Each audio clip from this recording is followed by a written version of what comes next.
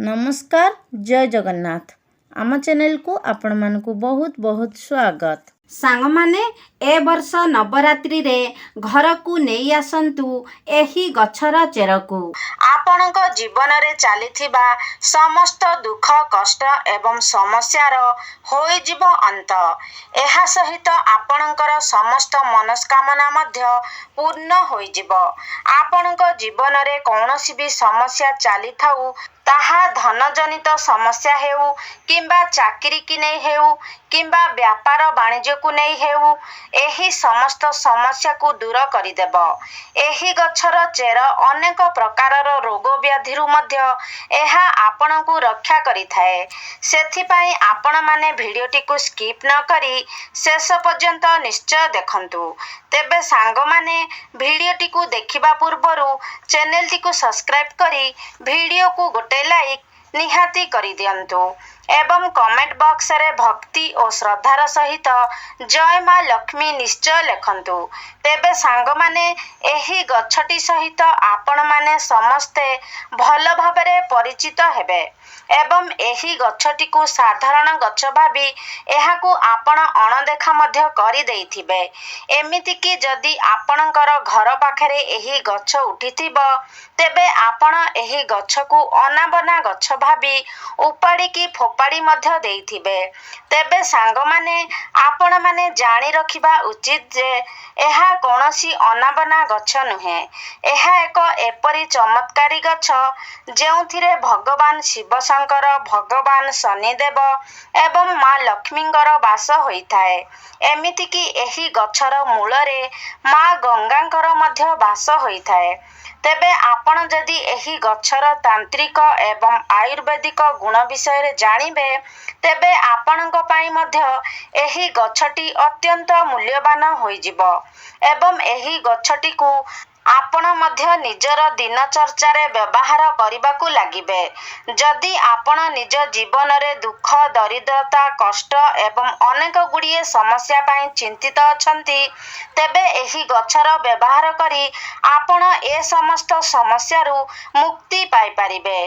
तेबे सरल भाषा रे कहिबाकू गले जदि आपणक जीवन रे धन जनित समस्या देखा जाउछि धन जनित समस्या को नहीं आपण चिंतित अछंती तेबे एही गछ को जदि आपण सठिक भाबरे साधना करिनेबे अर्थात एही गछ सहित जड़ित उपाय गुडी को आपण सठिक भाबरे करिनेबे तेबे निश्चय भाबरे आपणकू मां लक्ष्मींकर कृपा प्राप्त हेबो एवं आपणक जीवन रे चलीथिबा समस्त धन जनित समस्यार मध्य समाधान होई जिवो एवं विभिन्न दिगरु आपणकर रोजगार हेबो जहा फलरे आपणकर आर्थिक स्थिति मध्य धीरे धीरे सुदृढ़ हेबाकू लागिबो।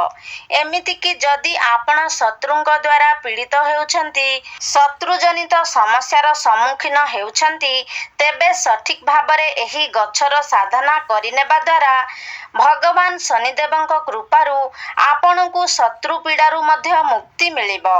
एमिति कि अन्य किछि कारण पाई जदि आपण निज जीवन रे चिंतित थिले आपणकर भाग्य आपणकर साथ देउ नथिला तेबे आपणकू सठिक भाबरे एही गछटीर साधना करिबाकू हेबो एवं प्रभु भोला शंकरंकर आशीर्वाद मध्य प्राप्त करिबाकू हेबो एवं आपण जदि प्रभु भोला शंकरंकू प्रसन्न करिनियंती तेबे काल भी आपणकर किछि असुविधा करि पारिबो नाही कारण भगवान भोला शंकर हेउछंती कालर काल महाकाल तांकर आशीर्वाद जाहाकू प्राप्त होई थाए कौनसी भी शक्ति दुनियार कौनसी भी शक्ति तार किछि क्षति करि पारि न थाए।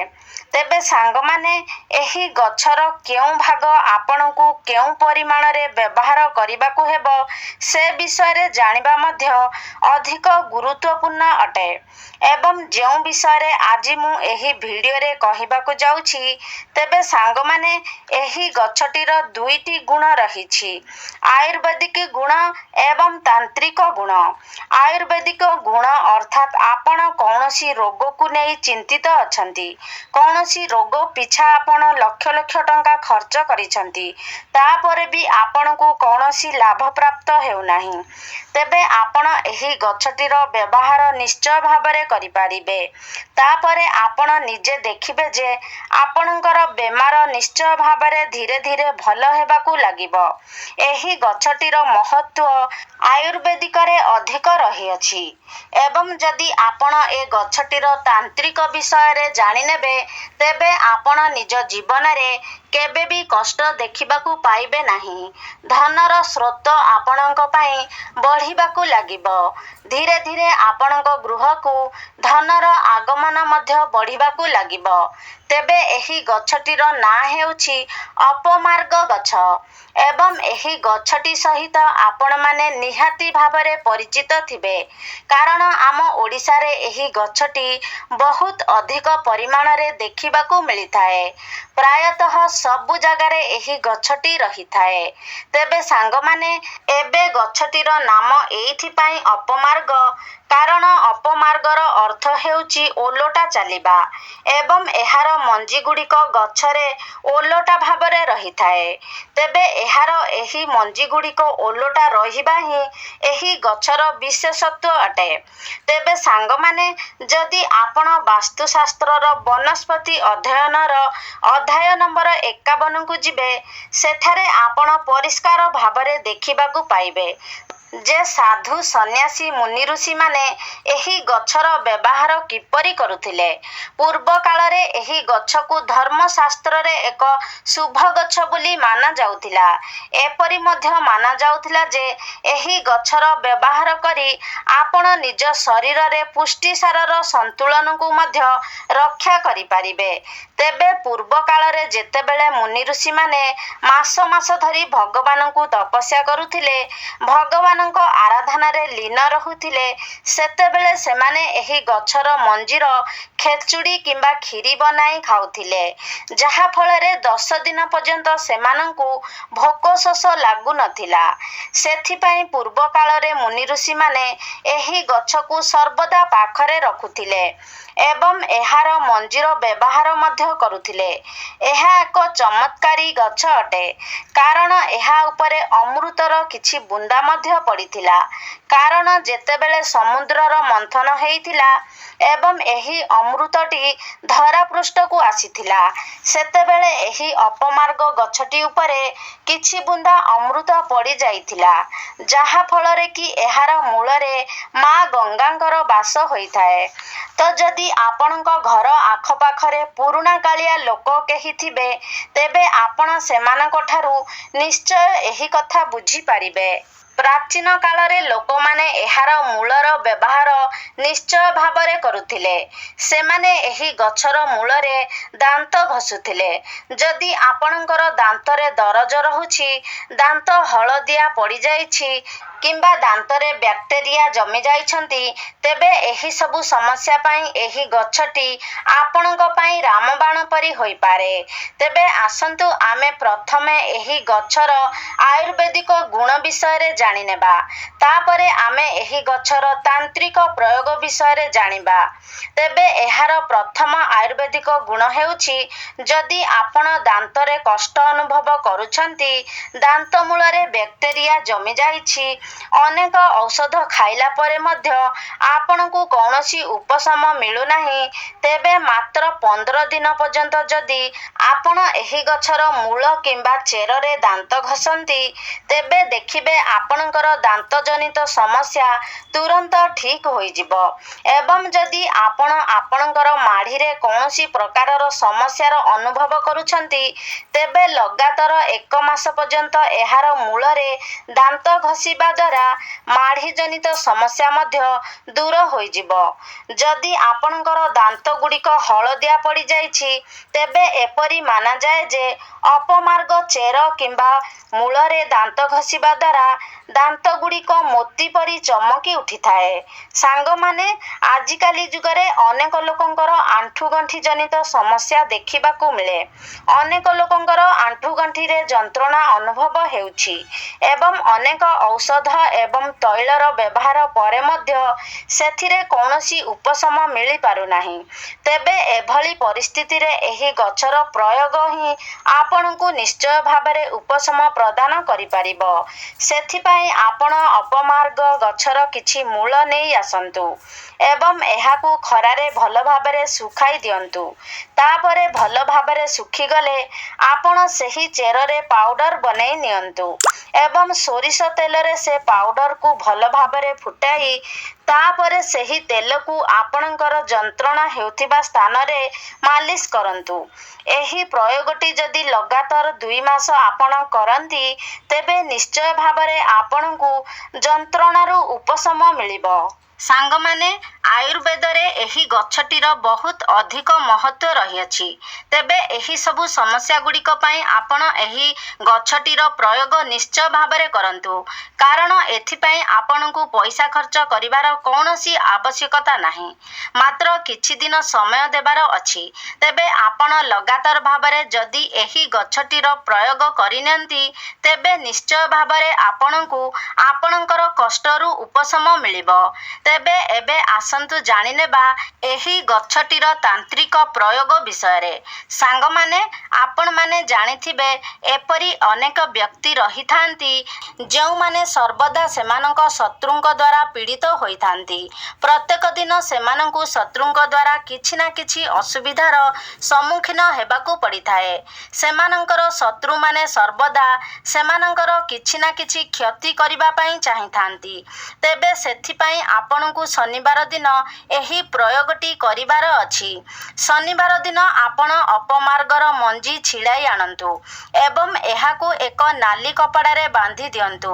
ତାପରେ ଆପଣ ଏହି କପଡ଼ାଟିକୁ ଧରି ଶନି ଠାକୁରଙ୍କର ମୂର୍ତ୍ତି କିମ୍ବା ଫଟୋର ପାଖରେ ବସନ୍ତୁ। ଆପଣ କେବେ ବି ଶନିଦେବଙ୍କର ସାମ୍ନାସାମ୍ନି ବସିବେ ନାହିଁ, ଡାହାଣ ପାଖରେ କିମ୍ବା ବାମ ପାଖରେ ବସିବେ। ତାପରେ ଆପଣ ଶନି ଚାଳିଶାର ପାଠ କରନ୍ତୁ। ତେବେ ଆପଣଙ୍କୁ 51 ଥର ଶନି ଚାଳିଶାର ପାଠ କରିବାର ଅଛି। ତାପରେ ଆପଣ ଏ ଯେଉଁ କପଡ଼ାଟି ରଖିଥିବେ, ଯେଉଁଥିରେ ଅପମାର୍ଗ ମଞ୍ଜି ବାନ୍ଧିକରି ରଖିଥିବେ, ସେହି କପଡ଼ାକୁ ଆପଣ ଏପରି ସ୍ଥାନରେ ରଖିବେ ଯେଉଁଠାକୁ କେହି ଯିବା ଆସିବା କରୁନଥିବେ। ତାପରେ ଆପଣ ନିଜେ ଲକ୍ଷ୍ୟ କରିପାରିବେ ଯେ ଆପଣଙ୍କର ଶତ୍ରୁ ଯେତେ ବି ଶକ୍ତିଶାଳୀ ହୋଇଥାଉ, ଏହି ଉପାୟଟି କରିବା ଦ୍ୱାରା ସେ ତାର ସବୁ ଚେଷ୍ଟାରେ ବିଫଳ ହେବ। ଆପଣଙ୍କର ଶତ୍ରୁମାନେ ଆପଣଙ୍କର କ୍ଷତି କରିବାରେ କଦାପି ବି ସମର୍ଥ ହୋଇପାରିବେ ନାହିଁ ଏବଂ ଯଦି ଅକାରଣରେ ଆପଣଙ୍କର କେହି କ୍ଷତି କରିବା ପାଇଁ ଚାହୁଁଥିବ, ତେବେ ଓଲଟା ତାର ହିଁ କ୍ଷତି ହେବ। ଦ୍ୱିତୀୟରେ, ଯଦି ଆପଣ ଚାହୁଁଛନ୍ତି ଆପଣଙ୍କର ବ୍ୟାପାର ବା ବ୍ୟବସାୟରେ ଉନ୍ନତି ହେଉ, ଆପଣଙ୍କୁ ଲାଭପ୍ରାପ୍ତ ହେଉ, ତେବେ ଶୁକ୍ରବାର ଦିନ ଆପଣଙ୍କୁ ଏହି ଉପାୟଟି କରିବାର ଅଛି।